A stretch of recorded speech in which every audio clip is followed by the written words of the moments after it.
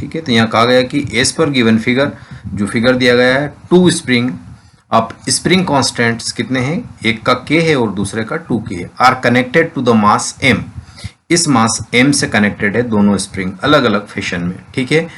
If the period of oscillation in the figure A की अगर बात की जाए तो इसमें जो टाइम पीरियड आ रहा है आपके पास आ रहा है 3 सेकंड आ रहा है, यानी 3 सेकंड इसका टाइम पीरियड का मतलब क्या है, ये मीन पोजीशन पे यहाँ से यहाँ जाके वापस यहाँ आ गया, यानी एक साइकिल कंप्लीट कर ली इसके। Then the period of oscillation in the figure B की अगर मैं बात करता हूं तो यह आपके पास आ गया है बी, और बी में जो स्प्रिंग कनेक्टेड है वो पैरेलल में कनेक्टेड है ना, पैरेलल में कनेक्टेड है। In figure B will be root of x second कहा गया, तो द वैल्यू ऑफ एक्स पूछी गई है, तो ये क्वेश्चन का फैशन दिया गया है। अब इसको अपन सॉल्व करते हैं। चलिए, तो इस क्वेश्चन को समझने से पहले 2 रिमार्क पढ़ने पड़ेंगे आपको, है ना। एक रिमार्क नंबर 1 की मैं बात करता हूं, और वो ये कहलाएगा कि अगर आपकी स्प्रिंग सीरीज में कनेक्टेड है ना, ये स्प्रिंग नंबर 1 है और इसी से अगर दूसरी स्प्रिंग कनेक्टेड है तो इसका स्प्रिंग कांस्टेंट K1 है, इसका स्प्रिंग कांस्टेंट K2 है, तो रिजल्टेंट जो आ जाएगा इसका K इक्विवेलेंट आ जाएगा K1 K2 अपान K1 प्लस K2, ये आना पता होना चाहिए। और दूसरा रिजल्ट आपको ये पता होना चाहिए कि 2 स्प्रिंग अगर पैरेलल में कनेक्टेड है ना, और यहाँ पे कोई फोर्स या ब्लॉक बंधा हुआ है और स्प्रिंग कांस्टेंट K1 और K2 है ना, तो इसका रिजल्टेंट K इक्विवेलेंट आपको पता होना चाहिए K1 प्लस K2 होगा, ठीक है, K1 प्लस K2 होगा। और तीसरा फार्मूला इस क्वेश्चन से रिलेटेड है, टाइम पीरियड अगर किसी का भी निकाला जाए तो 2 पाई बाहर रहेगा, ऊपर अंडर रूट के अंदर ऊपर में रहेगा m और नीचे रहेगा K इक्विवेलेंट। ये 3 फार्मूलेज आपको पता होने चाहिए, ये 3 डब्बे आपको पता होने चाहिए, तभी जाकर आप इस क्वेश्चन को डील कर सकते हैं। तो चलिए एक एक करके अप्लाई करते हैं। अब यहाँ देखते हैं फिगर ए की अगर अपन बात करें, फिगर ए की अगर मैं बात करूं तो इसमें देखिएगा एक 2K स्प्रिंग है और एक K स्प्रिंग है। किस फैशन में या किस मैनर में ये कनेक्टेड है, देखिए किस मैनर में ये कनेक्टेड है, तो ये वाली कनेक्टेड है सीरीज में, है ना, कैसी है, सीरीज में।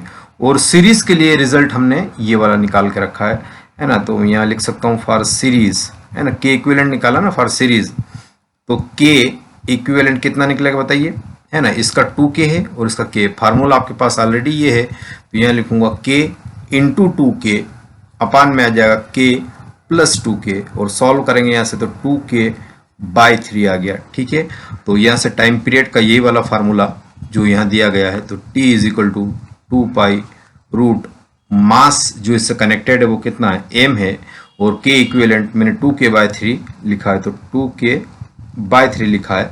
अब आगे इसको अगर अपन लिखें तो सिंप्लीफाई ऐसे कर सकते हैं कि 2 पाई रूट अंडर 3 ऊपर चला गया तो ये आ जाएगा 3m बाई 2K, ये इक्वेशन नंबर 1 मैंने मानी।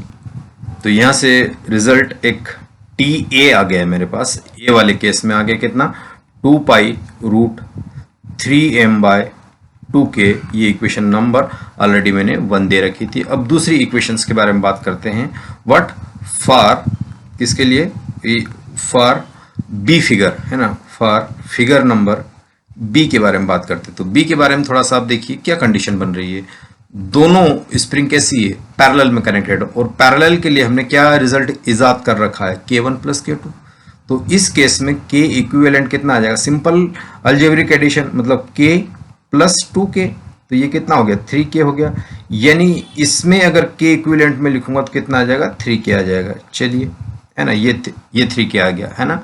अब आपके पास K भी आ गया और ये भी आ गया, तो अब मैं यहाँ से लिखने वाला हूँ दूसरी कंडीशंस। तो आपके पास TA कितना आया, ऑलरेडी मैंने लिखा 2 pi root under 3m bye 2K, और TB के केस में कितना आया, 2 पाई ही रहेगा, m कितना रहेगा, वो m ही रहेगा, उसको तो m रहने देना, और K यानी K इक्विवेलेंट की बात कर रहा हूँ, कौन सा वाला K इक्विवेलेंट आप देखेंगे, ये वाला K इक्विवेलेंट। K इक्विवेलेंट यहाँ से कितना निकाला मैंने, 3K निकाला, तो ये सिंपल 3K यहाँ पे चिपका दीजिए, और TA अपान TB का रेशियो ले लीजिए। तो TA अपान TB का अगर मैं रेशियो लेने जाऊंगा तो ये क्या हो जाएगा, है ना, 2 पाई से 2 पाई कट जाएगा, और ये अंदर कितना निकल के आएगा, थोड़ा सा देखिए इसको, कितना निकल के आएगा, 3m bye 2K into m अपान 2k जो था ये वाला 3k था, ऊपर जाके 3k बन गया।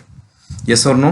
देखिएगा m बाय ये, तो अब इसको अपन कट, और यहाँ देखते हैं कि TA आपको कितना दिया गया है, TA है ना, यानी टाइम पीरियड इन ए कितना दिया है, 3 सेकंड दिया गया है। ठीक है, तो इस TA को मैं यहाँ पे पुट कर देता हूँ, कितना 3 सेकंड अभी लिखा, और ये अपान में आ गया TB है ना, और m से m कैंसिल, k से k कैंसिल, और ऊपर चला जाएगा 3 इंटू 3 9 बाय कितना आ गया 2 आ गया, और इसको सिंप्लीफाई कीजिए 3 अपान रूट 2 आ गया। तो ये रूट से ये 3 से 3 कटा, अब आपके पास TB कितना आ गया, ये रूट अंडर 2 आ गया, और यही कितना दिया गया क्वेश्चन में, रूट x दिया गया। तो यहाँ से x की वैल्यू जो कि ये इंटीजर टाइप का था तो 2 आ जाएगा, x की वैल्यू कितनी आ जाएगा 2 आ जाएगा। यही हमारा क्वेश्चन था। थैंक यू, मिलते हैं अगले वीडियो।